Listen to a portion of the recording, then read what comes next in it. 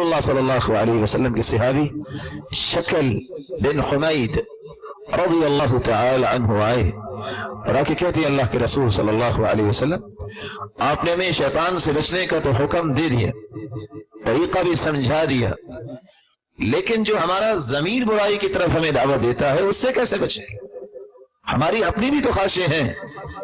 وہ ہمیں غلط کی چیز کی طرف لے جائیں تو پھر کیا کریں؟ آپ نے بڑی اپنائیت کے ساتھ محبت کے ساتھ اس صحابی کا ہاتھ پکڑا اور کہا میرے صحابی تم یہ دعا پڑھ لیا کرو، اللہم انی اعوذ بک من شر سمعی، اے اللہ مجھے میری سماعت کی شر سے محفوظ کر دے۔ سماعت کی شر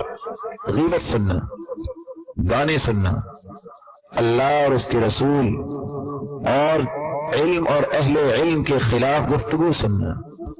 یہ بہت بڑا مسئلہ ہے، ان کانوں کی حفاظت بہت ضروری ہے۔ اللہم انی اعوذ بک من شر سمعی، اللہ میرے کانوں کی شرارت سے مجھے بچا، ومن شر بصری، میری آنکھوں کی شرارت سے مجھے بچا، میں حرام چیز کو نہ دیکھوں، ومن شر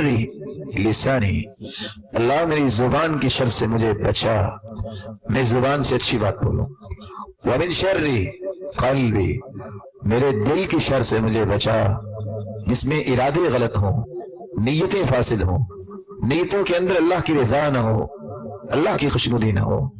ومن شر منی، اللہ تو نے مجھے طاقت سے نوازا ہے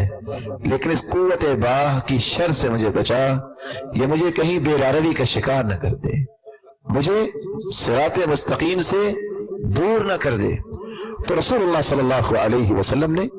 یہ طریقہ بتایا جس سے انسان برائیوں سے بچ سکتا ہے۔